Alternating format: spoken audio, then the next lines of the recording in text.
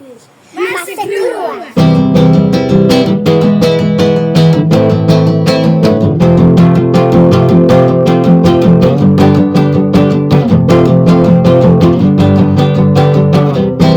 Massa crua!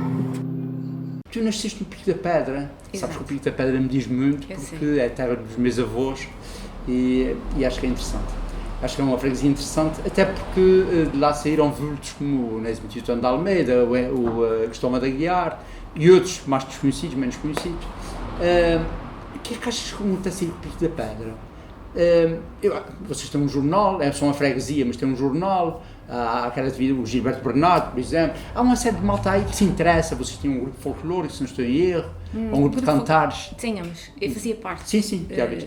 Portanto, há ali uma atividade cultural que vem de alguns anos, Sim. de há alguns anos, e que eu acho que não queria dizer que era única, e se calhar é, no contexto da Ilha de São Miguel, se calhar até é. Porque que é que se deve isso? Acho que tem a ver com a história do Pico da Pedra, com os nossos antepassados. Quem conhece a história do Pico da Pedra sabe que foi uma freguesia, não foi uma freguesia, primeiro era um lugarejo, não é? Quer dizer, ainda de certa forma um lugarejo ainda. Já não é. Já não é, portanto, não é. vem muita gente foi morar lá para cima. Sim, tu sabes, Mário Roberto, foi, nos últimos censos, foi a freguesia que mais cresceu a nível Açores. Ah, é? Eu não Sim. sabia. Neste momento tem 3 mil, quase cerca de 3 mil pessoas. Já podia se candidatar até a ser vila, sabias? São todas engraçado. Pois é. Mas o Pico da Pedra sempre. Isso é bom e não é? Porque descaracterizou-se muito, não é? Pois. Há muita Sim, gente, sim. há muita gente a morar, muita gente nova a viver no Pico da Pedra. Olha, desculpa, eu lembro-me que quando era miúdo e ia visitar os meus tios, que ainda viviam lá, hoje já não, mas ainda tem família lá. Que também são mestiços. E também, exatamente, nós temos aqui uma ligação. Pois é. Quando eu descia ali ai, que sabia o nome, como é que se chamava aquela zona que desce para o Pico da Pedra? Tinha um nome, a Giesta. Agora estava a me esquecer. Via as casas, quase tudo, havia muita casa cor-de-rosa naquela altura, havia, acho que é aquelas câmaras do João Luís da Câmara, lá em sim, cima, sim. e aquilo para mim era o Pico da Pedra, em Pois. casas cor-de-rosa. Sim. E é engraçado que era muito mais pequenino do que é hoje, realmente, lembro disso. Pois, Engraçado. mas como eu estava a dizer, era um lugar pertencente a Rabo de Peixe e era um lugar onde não havia água. E as pessoas tiveram que se juntar, a Câmara na altura, não sei se era com essa designação, acho que não era Câmara Municipal, não sei. Mas quem tinha o poder, não é? Não conseguia, não fazia aquilo que era necessário para a população se fixar ali. Claro. E tiveram que ser as pessoas a ir buscar água com as suas próprias mãos. Foram pedir, foram ao Estamos a falar em que Livramento, época, mais ou menos? isto no século XIX, Aham. foram buscar 19 ou antes 18, disso, se se calhar calhar, 18. Tu sabes de uma coisa, Mário Roberto, eu já escrevi um livro para crianças a contar a história do Pico da Pedra. não sabia. Eu tinha 20. Então, eu pensava que eras uma autora não publicada, eu sabia que tu és a autora. Eu tinha para aí 22 anos, 21, 22, e a Junta de Freguesia pediu-me para fazer isto, para os alunos da freguesia poderem estudar a história, numa versão infantil, a história do Pico da Pedra numa versão infantil, chama-se Pedras de um Pico. E eu estudei estas coisas todas e agora já não me lembro de nada. É normal. Tu não serias a Paula Cabral se o facto de teres nascido no faz-te a Paula Cabral que és hoje? Mas eu ainda não acabei de contar a história. E tu mas sempre. Eu sou tramado porque eu não estou noutros. Isto está aqui, vai ficar aqui, isto vai Sim, ficar sim. impecável Mas aqui. deixa-me só Sim, acabar essa história. acaba, desculpa. E as pessoas juntaram-se todas, foram falar com o primeiro barão da Fonte Bela, que vivia no Livramento e que tinha uma nascente de água nos seus terrenos, isso muito rápido. E Que era do Livramento, longe sim, e do Livramento canalizaram A sério? sim, Isso é uma a água epopeia. para o Pico da Pedra. Portanto, desde dessa altura, acho que faz parte do ADN das pessoas do Pico da Pedra serem muito resistentes e lutarem por aquilo que querem, estás a perceber? Naquele tempo não era resiliente, é só resistente. resistentes É mesmo, resiliente. né? É uma palavra que aparece muito agora, não é? Resiliente. Porque a solução era ir buscar água a rabo de peixe, baldes de água, e as pessoas poupavam muita água. Até A rabo de peixe? A rabo de peixe. Portanto, era uma vida muito difícil. Pois não. E, portanto, isso, eu acho que tem esta senda, percebes? O povo pica-pedrense tem essa capacidade de resistência e que permanece até hoje. As pessoas participam muito na vida coletiva. Eu não sei se isso ainda persiste. Eu penso que agora nessas gerações mais novas, e estando o Pico da Pedra tão grande como está agora, com pessoas diferentes, pessoas que só vão lá dormir, não é? Já se perdeu um bocado isso. Até a minha geração era assim. Já se está a perder um bocado. Isso também, se calhar também porque o Pico da Pedra também era um sítio pequenino, toda a gente se conhecia. Agora que é maior, isso também... Mas foi uma freguesia que sempre teve a preocupação, porque na altura, nos anos 80, 70, não sei se estou a dizer certo, quando foi construída a Picolar, não é? Que foi de facto um grande boom na freguesia. Antes até se calhar já congelar. Antes Sim, o Pico da Pedra foi cooperativa de habitação. Foi pioneiro também aí. Aí está também um outro aspecto do Pico da Pedra, que é uma freguesia pioneira em muita coisa.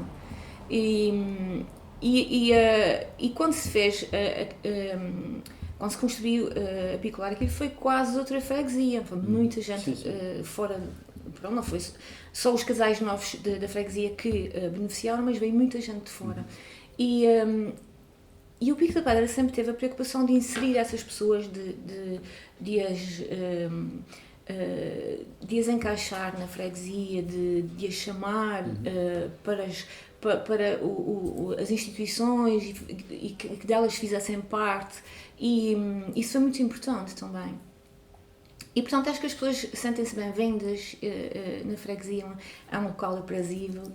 Há uma freguesia que fica entre duas cidades, Ribeira Grande e Ponta Delgada. E, portanto, é um sítio... Exato, de uma ideia, mais ou menos. E as pessoas procuram muito a freguesia para viver. E não sei se pode pegar naquela outra pergunta, se tu serias a mesma se não tivesses vivido neste Pico da Pedra?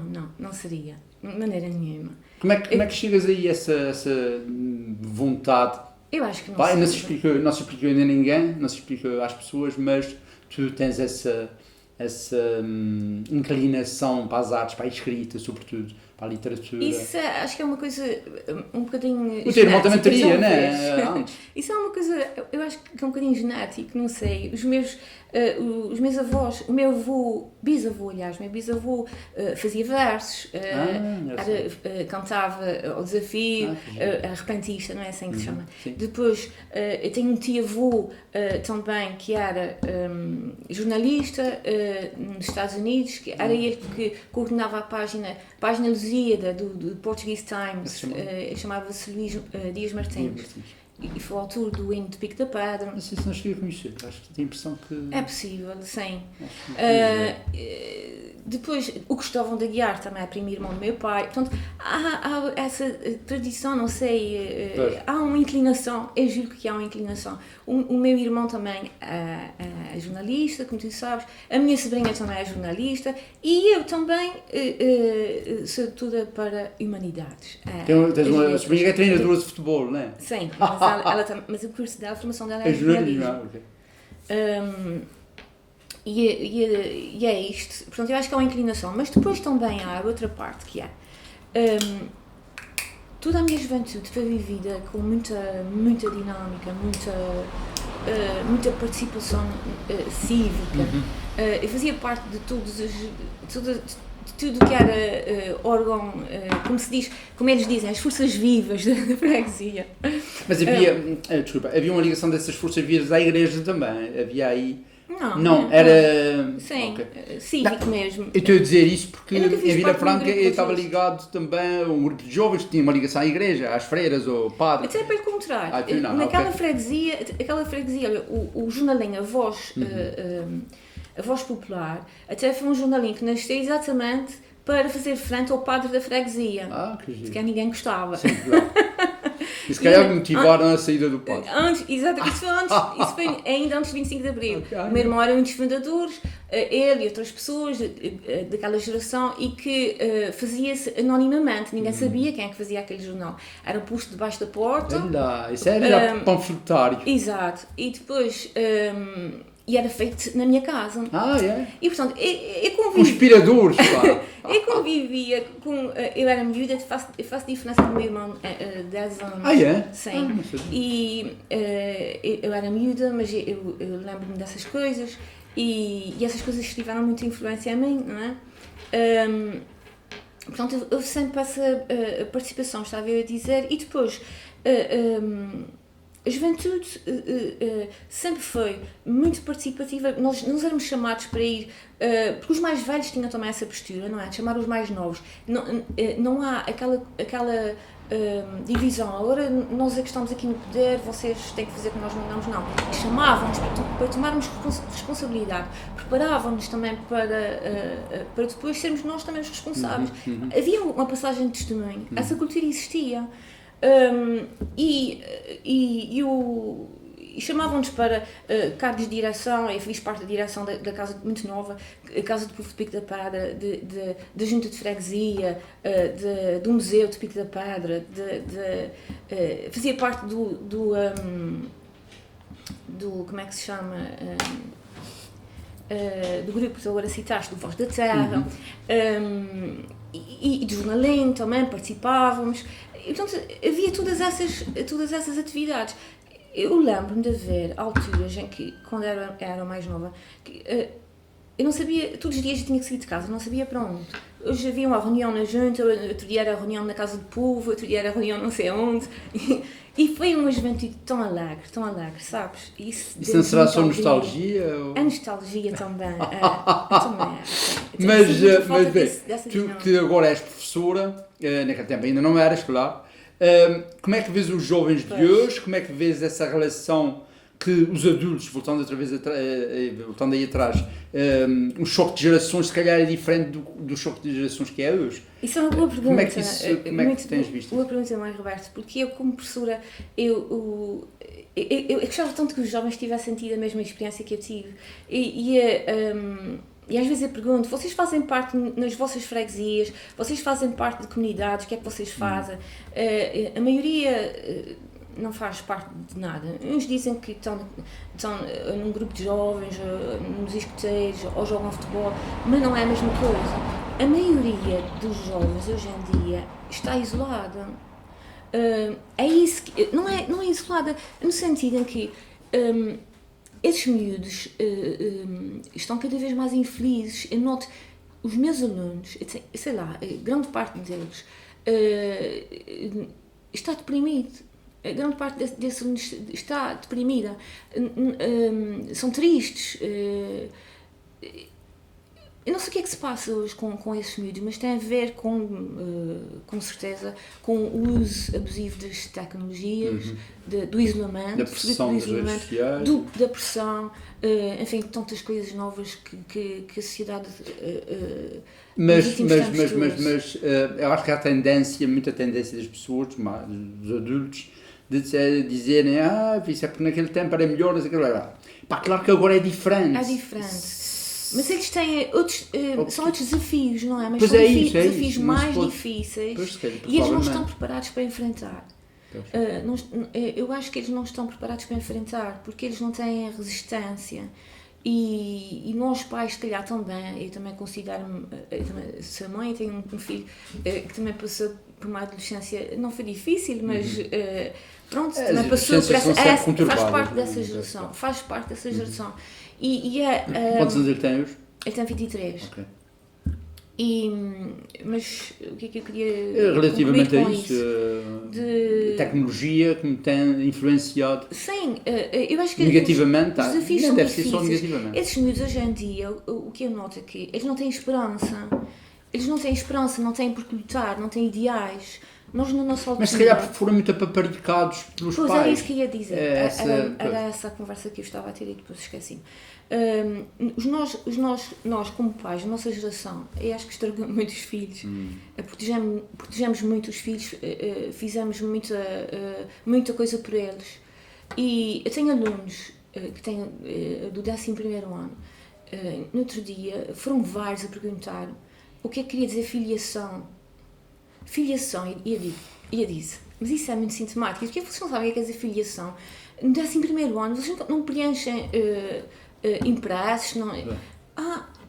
mas isso normalmente é o pai ou a mãe que faz. Cá está. É sintomático, sim. não é? Claro. Pronto, é isso. Eu penso que... Eu penso também, desculpa, os pais também têm medo.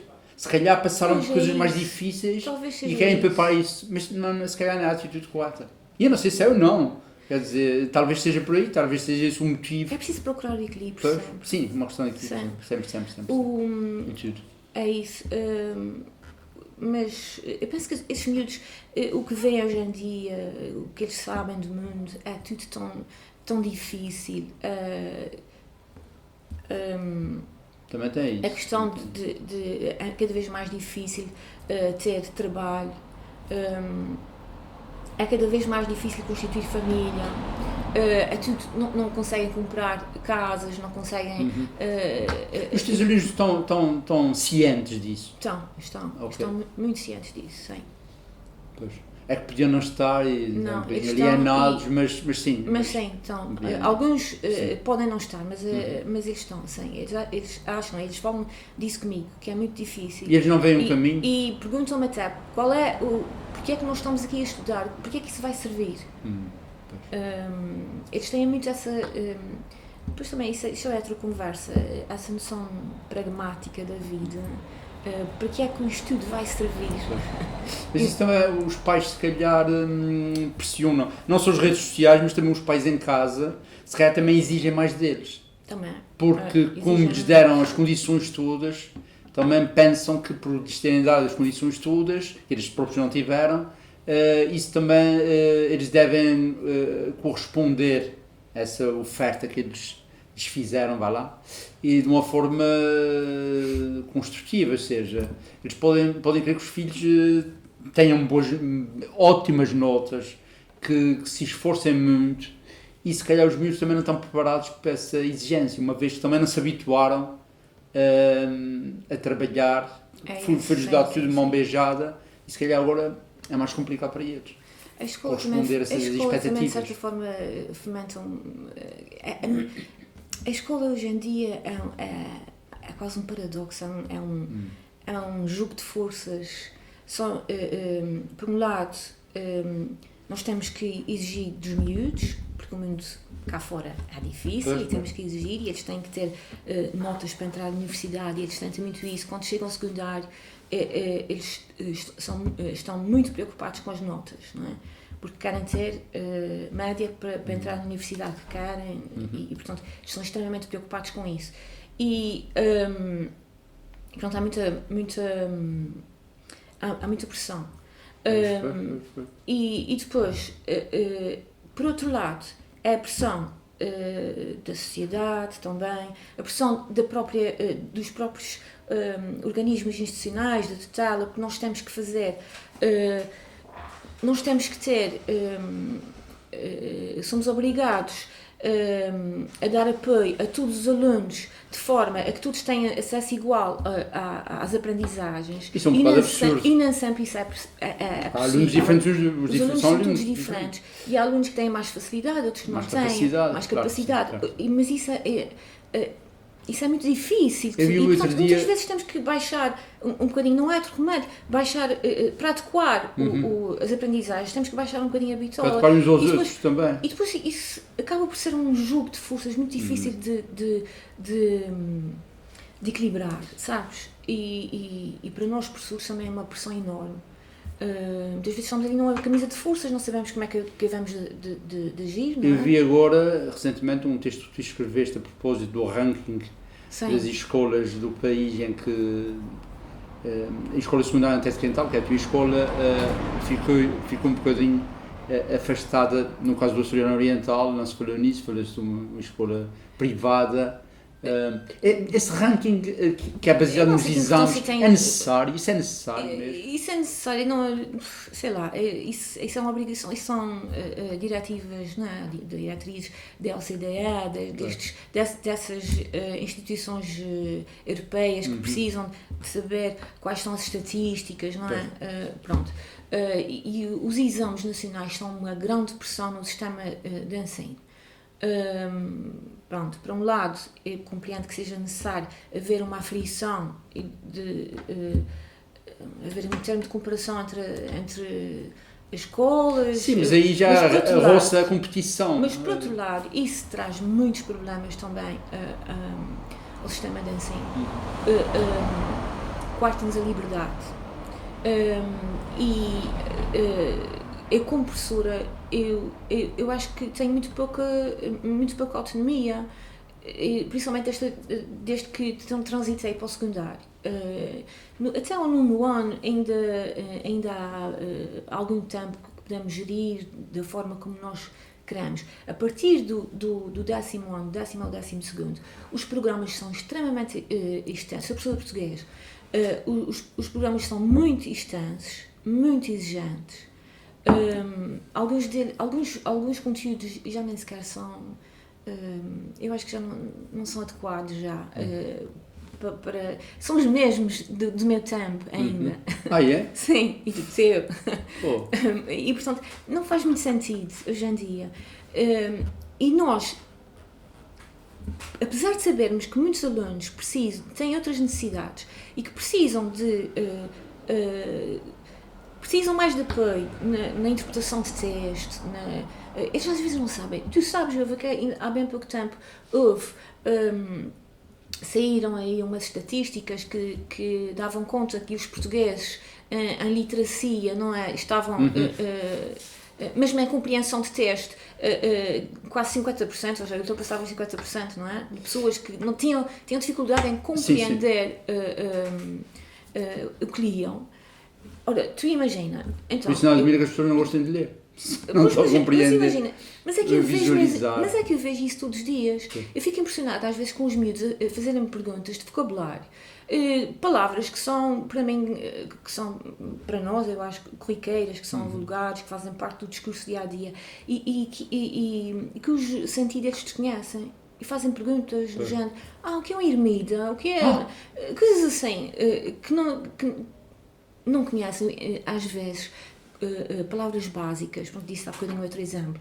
E, sei lá, devia registar algumas dessas perguntas, porque, de facto, é sintomático. Mas, Paula, será que, através da leitura, achas que é importante a leitura? Quer dizer, tu podes ler em qualquer aparelho que permita a leitura. Estava falando nisso com o José Carlos outro dia. Tu podes ler na internet.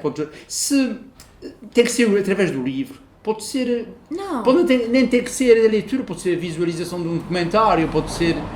isso também dá literacia, sim, não é? Sim, eu acho que sim. Olha, o facto desses miúdos, hoje em dia, não verem televisão, por exemplo, eu acho que também traz lacunas, porque eles não veem notícias. Pois. Eles não veem notícias, muitas vezes não sabem o que se passa no mundo. Isso está a contradizer-me aquilo que disseste há bocadinho. Que eu disse há bocadinho, mas eles têm a noção disso, deve ser porque falam em casa sobre isso, não sei, têm a noção que o mundo...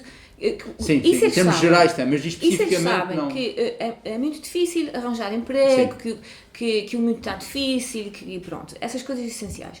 Mas notícias, quem são os nossos governantes, o que é que se passa na política da atualidade, na política portuguesa, diferenças entre os partidos, por isso é que os miúdos estão todos a votar no Chega. Pois. É? E achas que isso não lhes levará, ou seja, o facto de não saberem isso, não poderão recuperar isso mais tarde? Eu acho que recuperam, sim. Talvez. Depende de contexto. o meu filho, por exemplo, começou a despertar há muito pouco tempo para essas questões políticas. Quando ele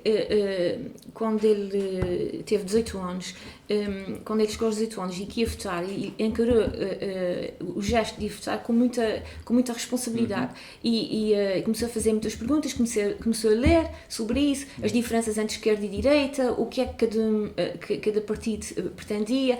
E pronto, se há miúdos, com certeza que há miúdos como ele, e há outros que se calhar não têm essas preocupações, não sei. Se calhar devemos ter esperança. Eu acho que temos de ter esperança. Eu tenho a impressão, estás um bocado negro, mas se calhar... Mas eu às vezes eu fico tão triste. Eu fico tão triste porque eu não os vejo lutar. Eu vejo-os de braços caídos, já. Há um certa letargia, né? Desfalecidos, sabes? Não vejo exuberância, paixão, sabe? Eu acho. Eu não vejo esses filhos muito adormecidos, muitas vezes. Pode ser que despertem, muita passividade e a aceitarem muito aquilo que lhes dizem. Muitas vezes eu tenho essa atitude nas aulas, eu quero, como professora, eu quero despertar aqueles miúdos, eu quero que eles pensem pela cabeça deles, eu quero que eles tenham espírito crítico, e eu tenho que incentivar isso, e isso apaixona-me, porque é por isso que eu sou professora, Mário Roberto. Eu sou professora porque eu senti que era uma forma de fazer diferença no mundo, porque eu ajudo a moldar pessoas, não é? E a nossa função é extremamente importante. E é isso que está-me a fazer falta muitas vezes, que eu sinto falta na sala de aula. Sentes frustração? Frustração? Sim, se há por um lado alguns alunos que me dão retorno e que gostam de debater e que gostam de argumentar, e nós estamos ali, nisto onde se faz uma reflexão na sala de aula, há outros que não. E a porcentagem entre uns e outros é grande? Ou seja, a diferença são mais os que não gostam de debater, não lhes interessa, dos que são poucos já, aqueles que gostam, que respondem ao desafio. Mas o que é que eu ia dizer com isso, Mário Roberto? Não me lembro. Eu também sou exatamente assim. Se não tomar nota das coisas, já não posso. A minha memória. Mas eu sempre fui assim. Se calhar também sempre fui assim, não é importante. O que é que podemos os educadores e os pais, que às vezes também são educadores, embora não sejam sempre. Quem? Os pais. Isso estás a brincar. Não, às vezes os pais não são. Não são aquilo que os filhos precisavam que eles fossem. Mas de alguma forma cabe ao professor colmatar essas eventuais lacunas. O problema está aí, Mário Roberto. É que muitas vezes os pais transferem para a escola as suas responsabilidades. Não é? Pois. E neste momento a escola está assoberbada de problemas, exatamente devido a esta. Devido a isto, não é? Essa situação. Então, eu sou a diretora de turma, então a mamãe escreveu-me um e-mail a dizer que cobrar coisas, porque a escola não fez isso com a minha filha, a escola não fez aquilo, a escola não fez aquilo. E eu perguntei, a senhora, antes de perguntar isso, ia perguntar o que é que a senhora fez? A senhora quantas vezes veio à escola? No primeiro período, uma vez. Nunca mais veio. Portanto, quer dizer, as pessoas não podem cobrar isso da escola, não podem cobrar isso dos professores. Os pais são os primeiros responsáveis pela educação dos filhos, embora nós também, nós fazemos o nosso melhor, damos o nosso melhor, queremos o melhor para os filhos dos pais, dos nossos alunos, não é? Queremos o melhor para eles.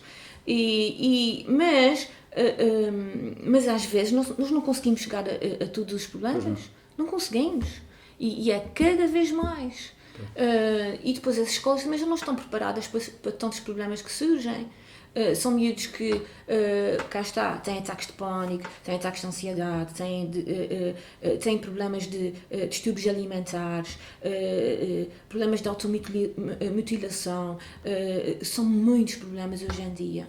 Estás a ver? Como é que, é isso que eu ia perguntar, como é que é possível isso? Sim, mas como é que os professores, enquanto educadores, podem... Ok, tu disseste que vocês estão a fazer o que podem, não sei o quê, mas há regras que vocês têm que cumprir para ajudar. Sim, temos que seguir tudo um protocolo. Há todo um protocolo na escola, sim, isso quando acontece, temos que... Esse protocolo é eficaz? Tem sido, pelo menos no que diz respeito aos casos da minha direção de Todavia, tudo possível. há casos que... Sim.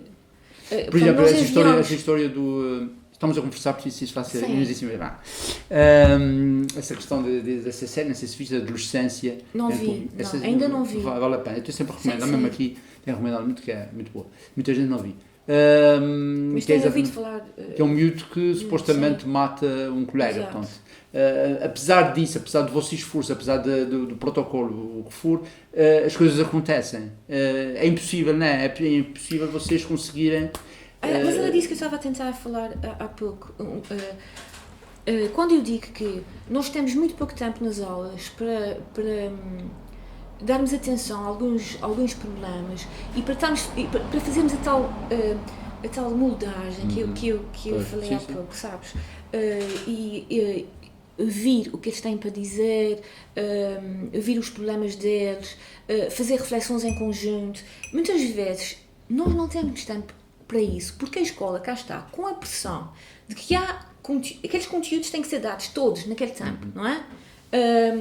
Há um programa a cumprir e aquele programa, se não tiver cumprido no final, como é que eles vão fazer um exame? Aquele exame nacional, se sair algum conteúdo que não foi dado nas aulas, quem é que tem a culpa?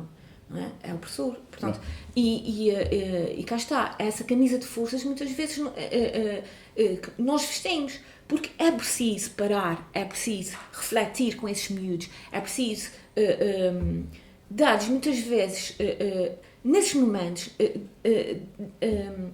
dar-lhes as mãos, percebes? Então o protocolo está um bocadinho desadequado. Não é o protocolo, não é isso tem a ver com outra coisa. O Por sistema- exemplo, a minha disciplina, que é português, é a língua portuguesa, que diabo eu acho que é a disciplina, é a base, é a disciplina que é onde se pode falar mais de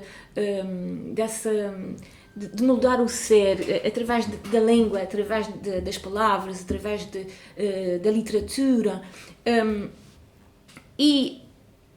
Mas nós estamos preocupados, ou nós, quer dizer, eu não estou preocupada com isso, mas eu tenho que me preocupar com isso, porque é isso que exigem de mim, não é? Que os miúdos saibam que é uma oração subordinada, adjetiva, relativa, explicativa, que tem função sintática de modificador de nome positivo. Pois, mas tu percebes o que é que eu quero dizer com isso? Porque esses miúdos têm que dar conhecimento disso, não é? Mas depois, Espera. o que é que foi? Essa porra deve ter passado meia hora já. Eu vou ligar outra vez. Aguenta Tu não me digas que já passou meia hora, eu não digo conta. Aguenta aí. Não sais do teu lugar. Vou ver se vou voltar para o seu online.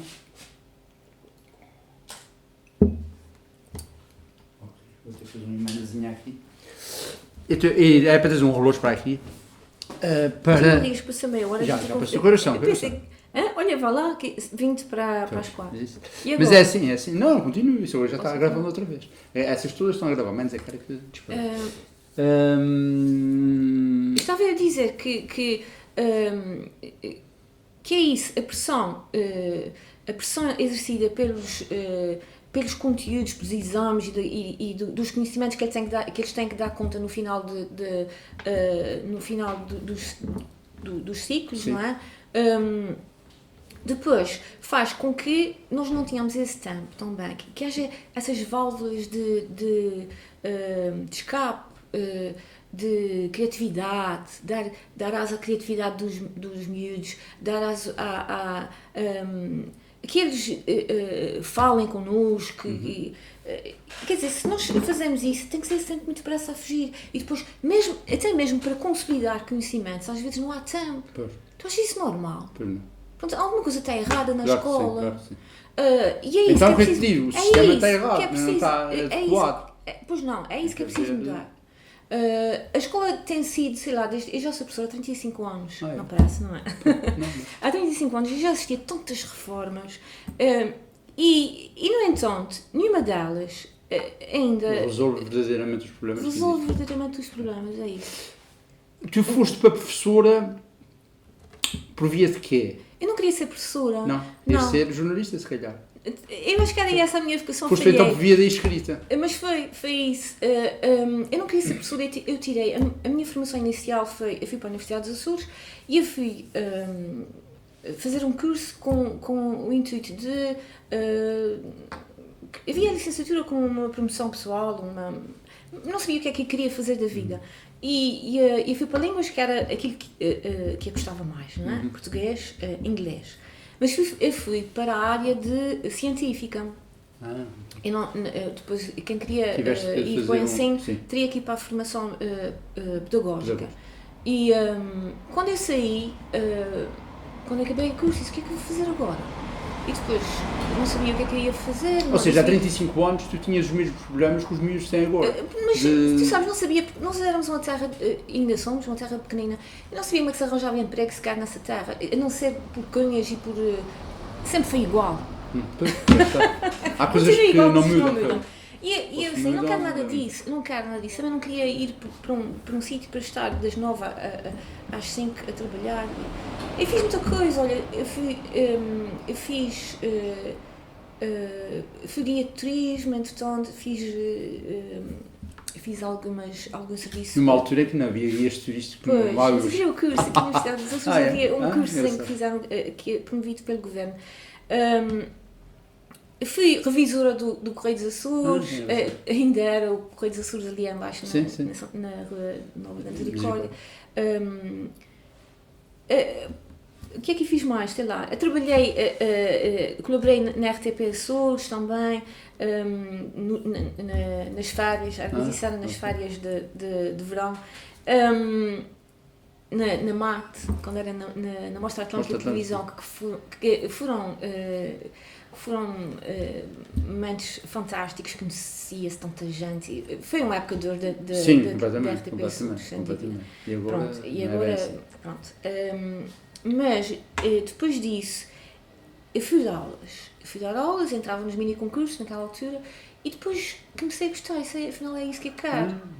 E gostava muito, naquela altura havia mais liberdade, mais criatividade, os alunos eram diferentes, não sei, havia outra, era diferente. Nostalgia outra vez. E então, eu costumo dizer que os alunos é que me ensinaram a ser professora, que me ensinaram a gostar, e eu tive tão bons alunos no início. Eu será que nenhum dos teus alunos esteja a ouvir isso?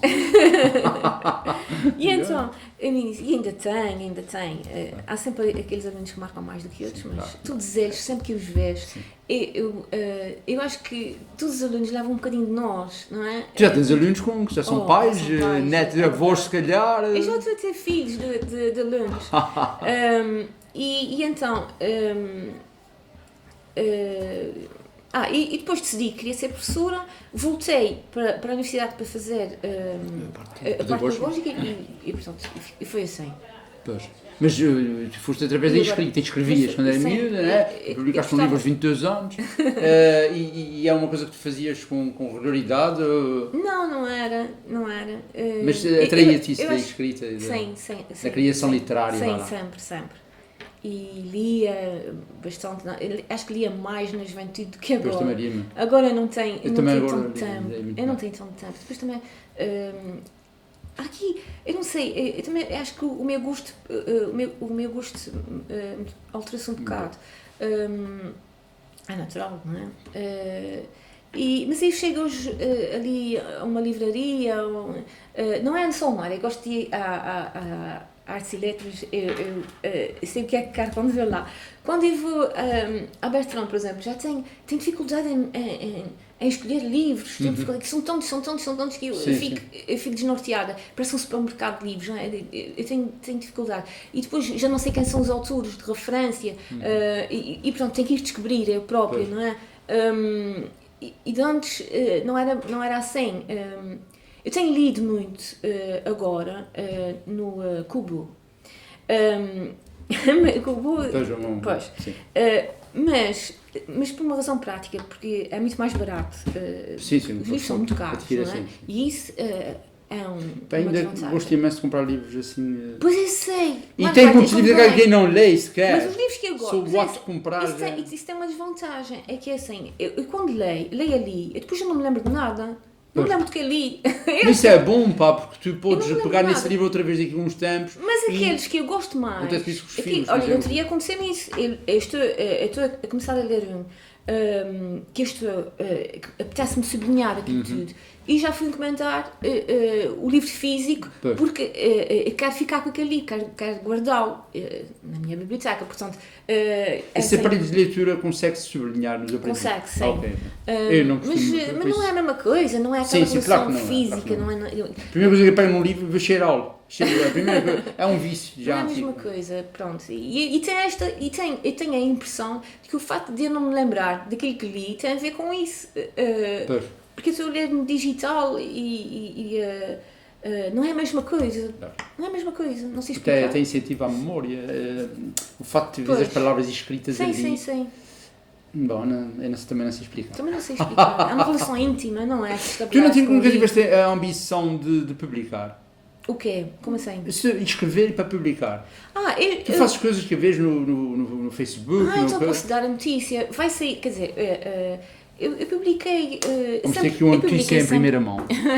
Eu publiquei sempre no âmbito do Pico da Pedra Crónicas da Minha Terra, que foi um livro que publicado em 2018. Não sabia. Não sabia. Eu estou aqui a pensar que tu és uma autora virgem e afinal já. Oh, Não, caraças. mas esse é um livro que teve muito pouca amplitude, Pronto, digamos assim, mas pouco alcance, existe, pouco não, alcance. exatamente. Porque vendia-se foram os meus amigos que compraram, Sim. a minha família, os meus conhecidos, muita gente que me pedia e que se vendia na junta de freguesia. Pronto. Porque são crónicas, são uma coletânea de crónicas sobre o Pico da Pedra mesmo.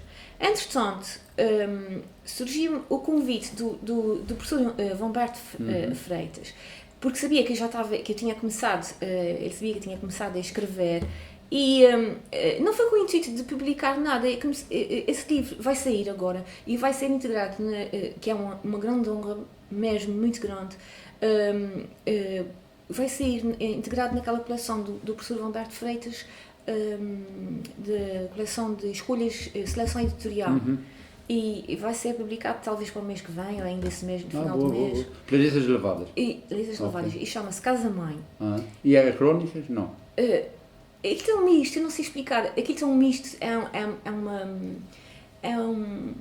digamos, uma escrita confessional. Diarística? Não. Não. Mesmo. Sim, é uma coisa que eu comecei a escrever para mim e depois acabei de pensar, isso se calhar publicava isso, já tinha uma coisinha assim avançada. São vários textos ou um texto único? Como é que é? Tem três partes. Ok. A primeira parte é sobre a parte do princípio, parte de uma realidade que é a procissão do Pico da Pedra. E depois as minhas divagações, os meus pensamentos, aquilo que eu penso sobre a atualidade, sobre o ensino também. Aquilo tem um pouco de tudo. Tem um pouco de crónica, tem um pouco de história. É um pouco dessa tem um entrevista, pouco mas uma espécie dessa isso, entrevista, um mas. pouco de- Entrevista não, desculpa-me, bolas, horrível se falar. Essa conversa, mas em livro. É livre. É como se a gente transcrevesse é uma isso, se conversa calhar. com leitura, é isso Sim, mesmo, ok. é uma conversa. E espero que tenha algum interesse. Olha, espero Vou ler, que sim. vou ler. Primeiro que sabes que tens Obrigada. um leitor aqui. Eu tinha aqui uma série de tópicos, nem olhei para eles sequer. Pronto. Mas, pronto, isso não é ficção, digamos assim. Tens alguma ambição nesse sentido, de escrever ficção? Não tenho. Sabes que porquê? engraçado. Porque Pensei que tivesses. eu não tenho porque eu não gosto de ficção. Quer dizer, Isso é a minha zona, eu gosto de ficção. pois, tu sabes que eu gosto muito de escrever crónicas, porque é através da crónica que eu posso fazer intervenção social, é isso que eu gosto. Na escrita eu gosto Portanto, é a jornalista reprimida que agora está-se a talvez seja soltar. isso. Eu gosto de partir de um aspecto da realidade e depois refletir, partir para uma reflexão sobre... Isso é tão necessário. Uma reflexão sobre tudo, sei As lá. vivências, o mundo, aquilo- Sobre o mundo. a tua apreensão do que Sim. a pessoa odeia. E pronto, eu acho que é a crónica o género em que eu me encaixo melhor. Ficção, eu gosto de ficção se for, eu gosto, já nas minhas leituras também sou assim, eu não gosto de ler histórias, eu não gosto de entretenimento, eu gosto Olha, eu quando era jovem lia muito Milan Kundera, li tudo o que havia para ler de Milan Kundera. Estás a ver? E porquê? Porque é um escritor filósofo, o escritor que reflete sobre que se interroga, que fala sobre a existência, que faz perguntas sobre a condição humana. É isso que me interessa mais. O que me interessa nas histórias... Mas sabes que há aí muita matéria-prima para a ficção. Pois, mas é isso. Era isso que eu te queria dizer. A ficção... ao serviço desta demonstração de uma tese, se assim se pode dizer, sabes, sobre a existência, sobre o que é que nós estamos aqui a fazer, como é que nós... São as perguntas, sim. O que é que... sobre... que analise a nossa humanidade. E é isso que me interessa no livro, percebes? E na escrita. Sim. É isso que eu gosto de ler, é isso que eu gosto de ler e é isso que eu gosto de escrever também. E se tu reparares, as minhas histórias, os contos que eu já tenho feito, são contos... Eu colaborei naquele... não foi contigo, Marta Roberto, tu também não estavas naquela na Avenida Marginal. Sim, no primeiro. Eu não sei se tu foste no primeiro, não, penso que já fui no segundo ou no terceiro. Eu não vi o teu, por acaso não vi. Eu tenho alguns contos, mas os meus contos são todos surreais. Mas isso é maravilhoso. E que têm a ver... Acho piada. Pronto, mas que transmitem uma mensagem qualquer. E é isso que me interessa. Então, podes fazer contos nessa perspectiva. Acho que Pronto, não. é isso. Acho que é giro. Paula, acho que foi maravilhoso. Tu disseste, tinhas essa história, é nervosa, não sei o que, e acho que te soltaste bastante, e acho mas que... Mas isso é mérito de ter mérito.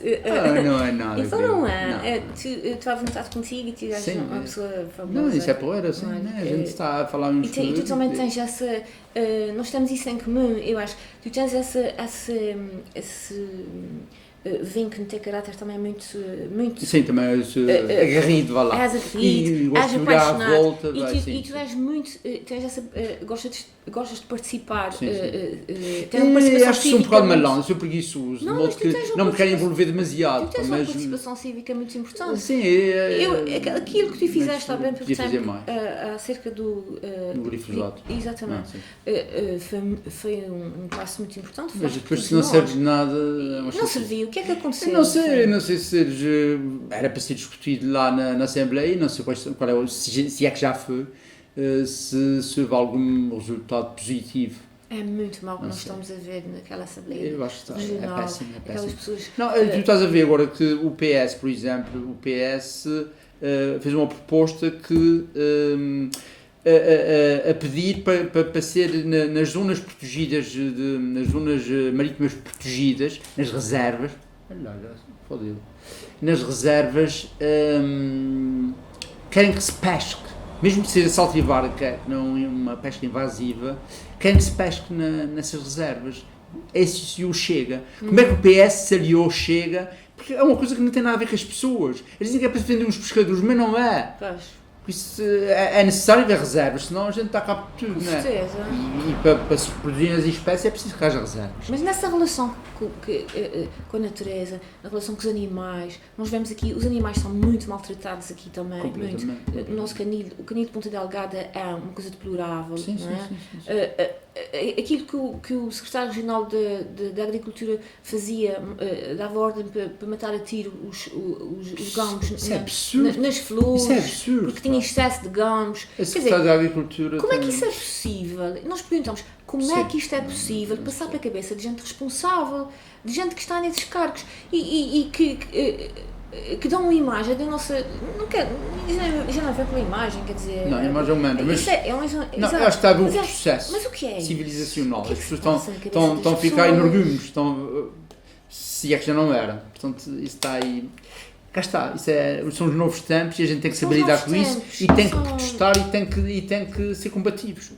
E temos que... E o que está na base disso tudo, Marco, também tem a ver com aquilo que nós estávamos a falar há pouco, da falta de literacia, a falta, por mais instruídas que as pessoas sejam às vezes, aquilo que sabem, não há pessoas que não são instruídas e que são mais cultas Sim, sim. do que Tem aquelas muita que são compreensão, Porque essas inteligência. Porque essas pessoas transcendem-se, são Sem dúvida, sem dúvida. são pessoas preocupadas com os outros, são Claro, pessoas claro. preocupadas com a natureza, Sim, preocupadas sim, com os sem animais. dúvida. Essas pessoas são melhores pessoas, Claro, as melhores claro. pessoas. E agora, esses que estão muitas vezes em lugares de influência, em lugares Proeminência. Sim, de poder. E que não têm sequer noção das suas limitações, não têm Chama-se inteligência, ter não não têm ter essa capacidade noção. analítica, não têm Sim, nada. sim. O que é que aquelas pessoas estão ali a fazer? Por isso é que estão ali, não é? Se calhar, é porque não têm noção daquilo que estão a fazer. Digamos que não têm aquilo é um noção de- sumidor da sociedade. O que é isto? Nós É estamos- sempre bom, mas a polícia Sabes não é o que para eu isso, a acho? polícia é para beneficiar Tu sabes o que é os que eu acho, cidadãos. Mário? Eu no dia vi, achei isso, apreciei bastante isso. No dia vi, não sei se também viste, uma entrevista ao Louçã do Bloco de Esquerda, que estava a dizer que ele vai voltar à política Sim. e mais uns quantos de Bloco de Esquerda, daqueles mais velhotes que já tinham saído e que agora estão a voltar. Porquê? Porque disse ele que sentiam esse chamamento, porque é a hora. Esta é uma hora difícil e que eles vinham dar o seu contributo. Pois. Porque tu sabes, eu também acho isso. Eu estou começando a achar que as pessoas têm que ter mais responsabilidade. As pessoas que têm mais consciência. Que Tem essa responsabilidade. têm essa responsabilidade. Eu vejo-me com essa responsabilidade também. Quando eu escrevo para o jornal, ou quando eu tenho alguma coisa para dizer e que eu ponho no jornal ou numa rede social ou o que for, eu sinto que tenho essa responsabilidade de falar pelos outros, Completamente. para aqueles que não sabem falar ou que não têm voz, percebes? E isso é muito importante. E as pessoas têm que dar um passo à frente neste momento. Agora que nós estamos a assistir essa tomada de poder por pessoas que podem fazer, podem pôr em perigo a democracia e a paz, sobretudo, não é? Nós vivemos numa época de grande transição, não se sabe bem o que é que vai acontecer, mas estamos numa fronteira. Exatamente. E essa fronteira pode ser muito perigosa. Aliás, não é a fronteira em si que é perigosa, é aqui ultrapassar a fronteira para o lado e isso está a acontecer. Para o abismo. Como é que é possível os Estados Unidos, que é as maiores potências do mundo, juntamente com a China, que acho que já está a ser ultrapassado pela China, mas de qualquer maneira é uma grande potência, como é que está nesse descalabro? Eu também pergunto-me como é que é possível. Eu nunca pensei, E olha, como eu é- nunca e pensei como que é isso ia acontecer. Mas o que me preocupa mais não são as pessoas que Ok, estão lá. ver isso acontecer. Preocupa-me muito, claro, mas preocupa-me mais ainda saber que há pessoas como eu, como tu, não é? Que votaram naquelas pessoas Sim, sim. E que apoiam aquelas pessoas e que estão ao nosso lado. Isso Exato. preocupa-me. Pois. Mas infelizmente acho que não podemos fazer grande coisa, mas nem que façamos coisas pequeninas, um texto teu, um texto meu, uma reclamação, mostrar a nossa indignação, sim. acho que isso também pode ser. Não sei se São para- gotas de água, mas. Na nossa esfera de influência nós podemos todos fazer alguma Sim, coisa. sim, não exato, é? exato. Pois é isso. Paula, ficamos por aqui, E- senão a gente sim, senão a gente fica ficava 5 aqui horas e as pessoas toda não a 5 horas digamos. Obrigada. Massa crua.